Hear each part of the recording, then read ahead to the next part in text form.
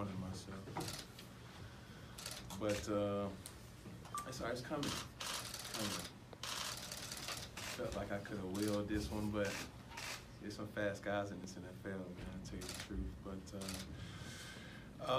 you know, all in all, man, just this whole game was just a result of just persistence. You know, as an offense, you know, you would love to see us go up by multiple scores. You know, when we were up, I think it was 24-13, and we had multiple possessions. Our defense did a great job. We just got to keep feeding off that, you know. And when the levee broke there at the end, you know, it's just a result of just, you know, bad vibes and energy. You know, we just got to change that and be more optimistic on the offensive side of the ball and our defense, and just play up to our defense level, and vice versa when those type of things happen. Cam, can you just describe that high and low from throwing that interception to Sendejo, and then afterwards the daylight that you saw to be able to run like that and get in? Like I said, that's just the NFL, and you know, this was as much of a playoff atmosphere as we've seen all year, especially, you know, us having the edge. It's been a home game for us. You know, we got a very young team, young guys that we're dependent on, and you know, it can become frustrating, especially in the heat of the moment. You know, for me, I've read this book a couple times. You know, being in those type of games and giving leads up or just bending but don't breaking. And, you know, that's just how it goes sometimes. Like I said, of course, we would love to, you know, go up by multiple touchdowns and just be just running the clock out there at the end. But, you know, that was a great team, a good team that we just played. And I won't be surprised if we see those guys again. What was the difference in terms of how you adjusted to the pressure? Last year they got 8 sacks on you. You know, a lot of the guys in the Vikings locker room were talking about it felt like the blocking scheme in front of you was different. You're getting the ball out quicker. I mean, how did you feel like you adjusted to the pressure? I just wanted to get the ball out quicker. You know, I know they were very hip to our protections last year. More or less, probably more this year, being that, you know, Remmers was on their team. But, you know, it's just, this game is all about adjustments. And we know that for a fact. And, you know, we just got to keep pushing forward. Kim, aside on those long runs, it does seem, do you use the Jumbotron to at least make sure that when the defender's coming in, I use all elements that's given to me. Jumbotron, people's reactions, the crowd noise, teammates screaming. It doesn't matter. But I was just happy to be able to have a little crease and make the most of it and protect the football team. How important was Jonathan Stewart's running game for your offense in general? Extremely big for us. And, you know, that's the physicality that as an offensive line, as a team, and as our rushing attack, you know, presents. And, you know, we're going to keep doing that. It was very big for us to have that momentum, you know, at this time of the year, especially with the game of this magnitude. So I'm just, you know, anxious to see how it gets going moving forward. Cam, Funchess said that he and you made eye contact on the pass you were scrambling and ended up throwing the touchdown. Is that right? Or how did you, that broken play, how'd that turn into a team? I made a couple eye contacts with a couple people, defensively included. You know, it was just everything that I was told not to do, I did. Throwing across your body. Those are kind of the same play, you know, similar to the Monday night game where it got overturned as an interception. But, you know, sometimes, you know, you just got to overcome coaching. And, you know, guys just out there playing football. I'm just happy that, you know, Fun was alert of the opportunity and, you know, did the rest. What's it meant having run game established? What did you notice about how they were playing you guys up front and what that did for you? Well, you know, that's pretty much out of my control. You know, we had as they call them, the hog mollies up front. Man, they did their job.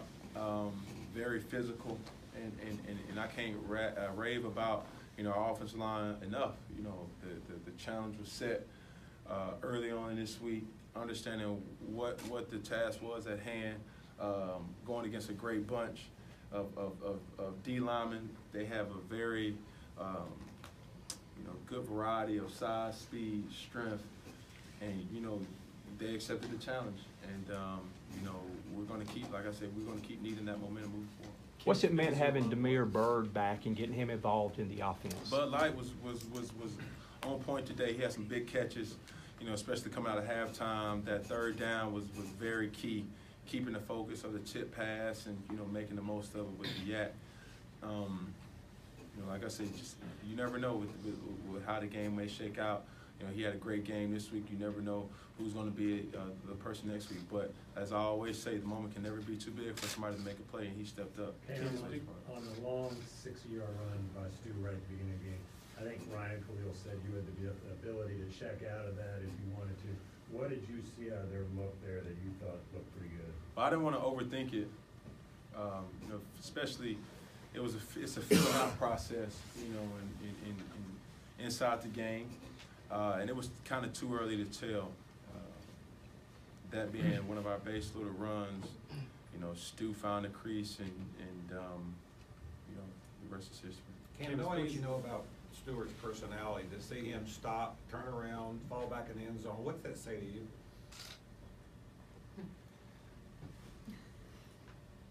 He's beginning to get a little bit of drip. I like that. Did you like it, Mr. Newton? He does. He does. Did you like it? Liked it. Yeah, appreciate it. Was that something that you would have done?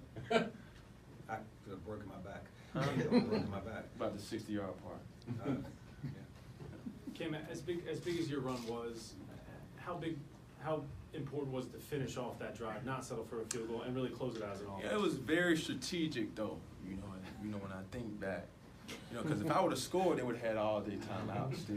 So I just felt like, you know, let me just kind of put this car back in third gear, and you know, force them to use their timeouts. But you know, the offensive line once again, man, did a great job with punching it in at the end, and Stu just being Stu, jumping over the top, getting in by any means necessary. I'm sure it's not lost on you though that after the interception, you come back with that 62-yard run, much like man coming through to save the day.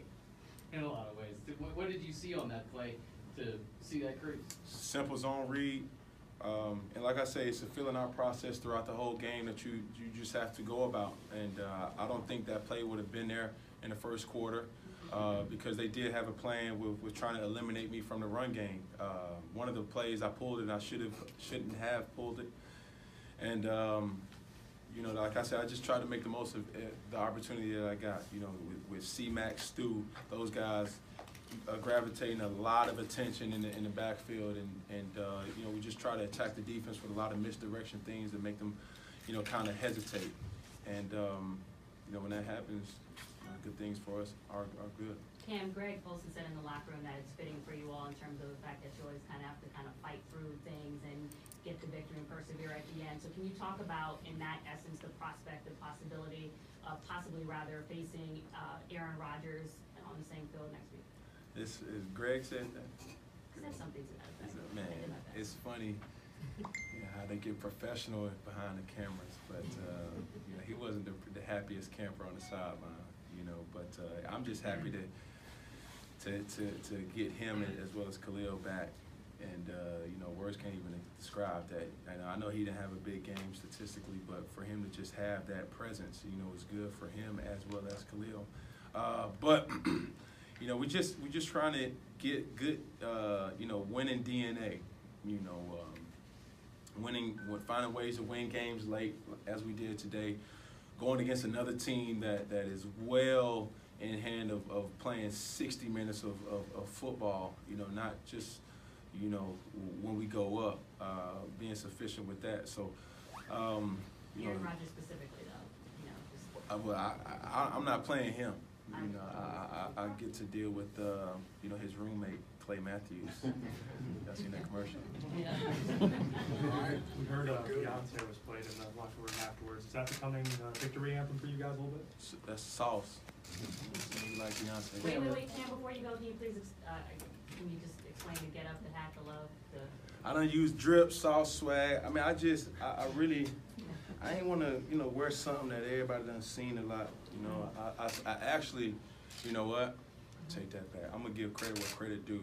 I was reading a GQ magazine, and one of my favorite artists, is because he is, put Atlanta on the map, Andre 3000. And in GQ magazine, he was just talking about, his, where he is in life right now. And I was looking at the pictures, and I sent it to, my plug, Alberto. Shout out to Alberto. But he had like a brimless hat. And I was like, man, I want that. I ain't never seen nobody. And, I look in NBA, NFL, baseball. Ain't nobody seen a brimless hat. So I wanted to put the first one, behind the scenes with the brimless hat. So you've seen it here first. Cam Newton, brimless hat. Dripping.